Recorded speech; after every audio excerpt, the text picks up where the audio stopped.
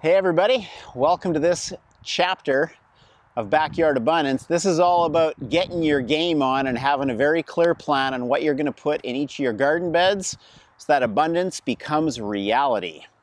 Now, I'm actually setting up these gardens for a real person who lives on our property, and she's wanting a variety of veggies, and she's a pretty avid gardener, and she gave me a list of 30 different things she was hoping to grow in these beds. And so I got busy in my mind thinking about what would go well together. And you'll come across readily in gardening circles this topic of companion planting. What goes well together? So we're going to look at companion planting and what are the best neighbors in the garden beds so that we can get everybody going together in a synergistic way where whoever's a neighbor to whomever else is going to be mutually benefiting from that relationship. That's the whole goal of what we're going to do. So we're going to get ready to jump into that. And before we do that, we're just going to review where we're at in the process if you're just jumping into this chapter so that you understand what got us to here before we start looking at the garden game plan for Backyard Abundance, okay? So I've got a game plan for this Backyard Abundance like I mentioned.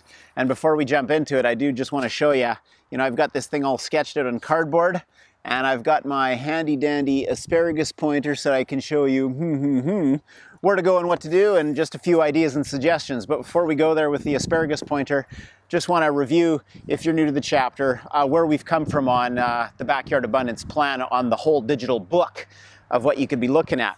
We first of all looked at this idea of about 2 parking stalls or maybe a back patio area that was not really realizing its full potential for you or your family where you live. The idea is how to make it abundant and vigorous and plentiful for you. So Backyard Abundance is the title, though it might be in your front yard. We figured out how to orient it best to the sun. I'm looking south, so if I'm a veggie, I get my leaves, my solar panels out. This is a good orientation for anything that wants direct light, which is generally what you're looking at growing veggies, right?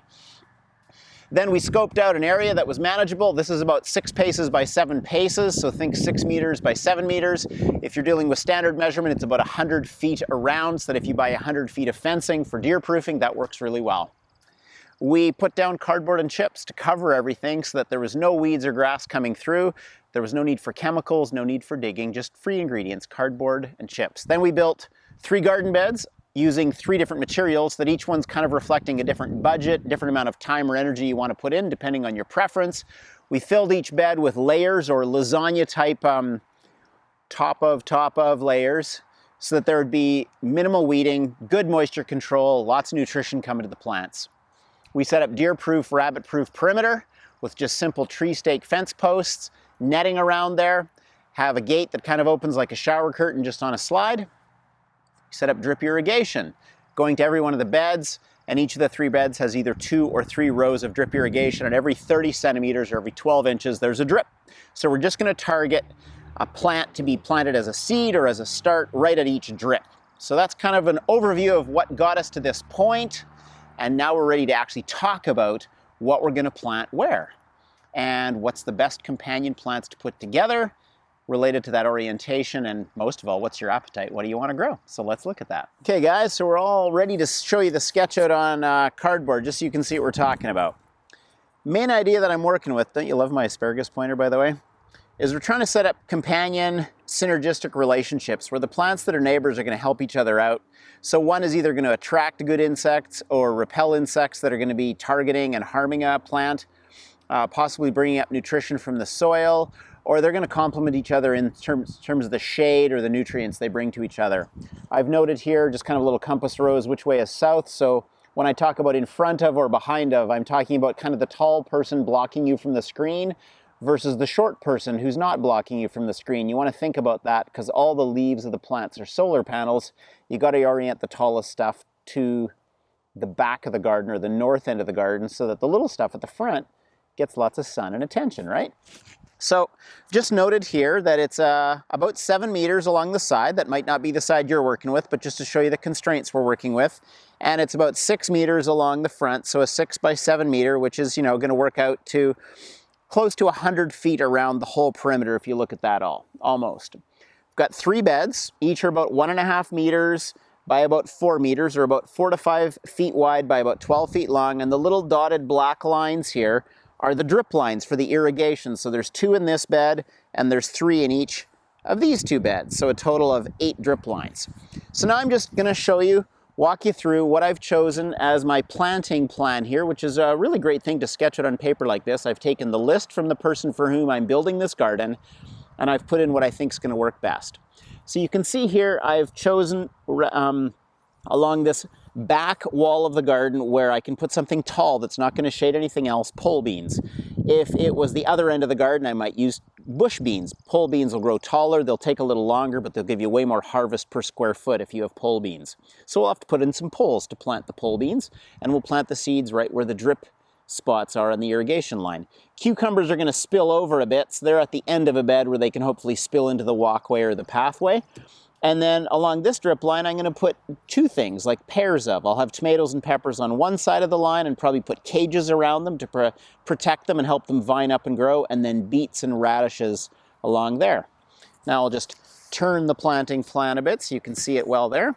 Along here, I'm thinking of putting potatoes down the edge, and then some carrots and parsnips, so some root veg that does not get very big, so there should be lots of room to put in something else on the other side of that line. And if you ever study anything about companion planting, one of the best examples that shows up is that carrots love onions or vice versa. So something in the onion family, garlic or scallions, leeks would all do really well beside carrots.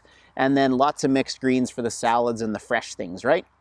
And then on the final bed here, just looking to have chard and some more greens. Turnips, which is obviously a root vegetable. And again, if you don't like those things, put in other stuff. And then things that are in the cabbage family, which are often called crucifers. You could have cauliflower, cabbage, broccoli, or some other things like that. And then a whole row of herbs down this side. So this could be things, again, like cilantro, dill, rosemary, thyme, parsley, little bits of all that. And then at this end, I'm expecting to have a couple squash plants, which will hopefully spill over into the pathway here, because squash is often a little hard to contain. And she had requested maybe that we would put some patty pans in there. I'm kind of partial to zucchini, so we'll see what ends up in there. And back again to the top, this question mark that we have to respond to all the time when we look at our timelines and our budget, or do you want to use seeds? Or do you want to use starts? And starts means that they've been started from seeds and they're getting going. So if you learn about saving seeds, which is something I've done a lot of education on, and you can especially save your own seeds, it also saves a lot of money. You get a nice robust plant that's growing, and then you put it in your garden ready to go right at your drip line. Well, you save often a month to 6 weeks if you plant that start at the right time rather than planting a seed at the right time.